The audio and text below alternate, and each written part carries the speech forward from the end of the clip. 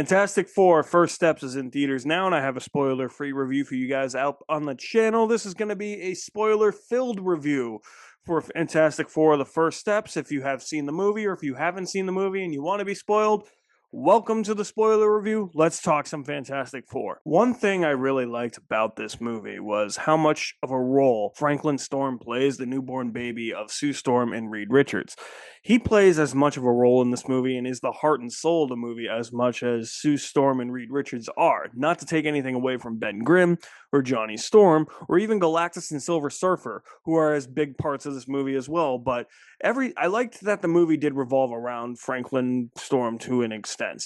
And I thought that he was a much better CGI baby than that piece of shit Joey from Superman. Man, I hate that baby, huh? And it was interesting what his role in this was going to be, because before he's even born, the Fantastic Four have to go up into space because Silver Surfer comes down to Earth and says that Earth is going to be devoured. So the Fantastic Four go into space, trace her energy source to where Galactus is. They witness Galactus devouring a planet, and Galactus wants to harbor Franklin's power, even though he's unborn, because he has this insatiable need and hunger for devouring planets, and he thinks that Franklin can cure that insatiable hunger, so that's why he wants Franklin. And the way that Franklin is used throughout the movie, before he's born, when he's born, and after he's born, I actually really liked it. What I was saying in my spoiler-free review, where I did think it was a little bit too easy for them to take down Galactus, because what they essentially have to do is they are going to build teleportation bridges. So Reed Richards comes up with this idea that, oh, if Galactus is really going to devour Earth, let's get him away from our solar system. So let's create these teleportation bridges that send Earth to another solar system, and we can teleport Earth to another solar system, but we have to conserve energy. Curfew in effect. There's a specific curfew. You can't consume as much energy as you want. So that's the way they're going to try and stop Galactus from devouring the planet. And they use Franklin as bait, and this is kind of the part where I thought it was a little bit too easy, or maybe they just didn't use their smarts after the movie showed them using all of their smarts to their best of their ability and better than the previous iterations of Fantastic Four had.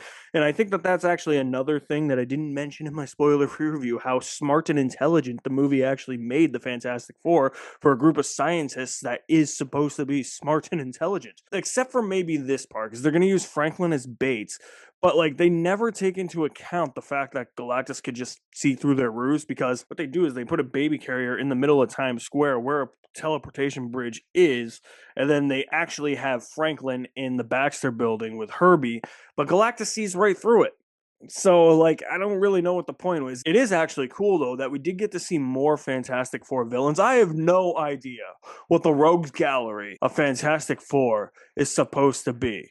I just know Silver Surfer, Galactus, and Doctor Doom. That is my knowledge of the Fantastic Four Rogues Gallery, and that's all coming from the movies. That is my movie knowledge of the Fantastic Four Rogues Gallery. So when somebody like Mole Man pops up, I'm like, who the hell is this guy? Or when the movie briefly shows them get their powers at the beginning, it explains that they were astronauts that went up into space. They consumed solar energy, and now they have superpowers. They come back, and they're Earth's protectors, and they're fighting Mole Man, and they're fighting this red ape. I forget his name, but he looks like Donkey Kong. I'm not aware of those types of villains that the Fantastic Four have in the comics, but it was interesting that I thought that Mole Man would be just that one scene cameo, but he actually has a major role in this movie, or at least a small supporting role, maybe not major role, played by Paul Walter Hauser, Stingray from Cobra Kai. What the Underminer from The Incredibles took inspiration from, it's very clear in my head now. So, okay, we're going to evacuate everybody down to Mole Man's safe haven of Subterranea, the city below the city. Mole Man's actually going to help the Fantastic Four.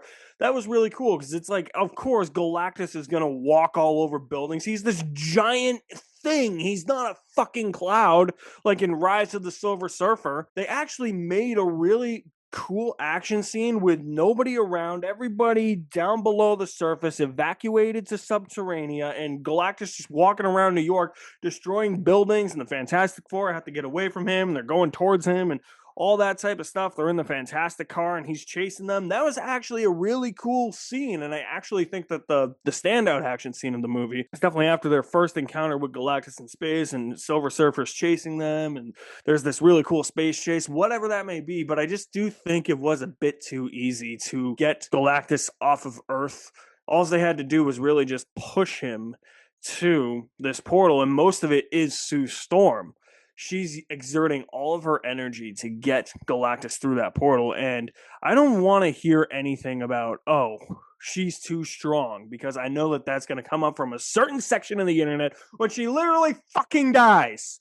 Yeah, Sue Storm dies in this movie, but she is resuscitated by Franklin, and that is why Franklin is part of my heart and soul of this movie, because without Franklin and without Sue Storm and without that motherly love, you wouldn't really have that good of a Fantastic Four movie, in my opinion. If all of that is just cut out, this movie doesn't work to the extent that it does. And I've seen people say that it's too short, it needed another 20 minutes, but I do think that the points of the movie, rather than just another action set piece that I think people are just begging for, because this movie really only has two action set pieces, and I'm totally fine with that. I think what people don't really understand is that the movie is more about the family.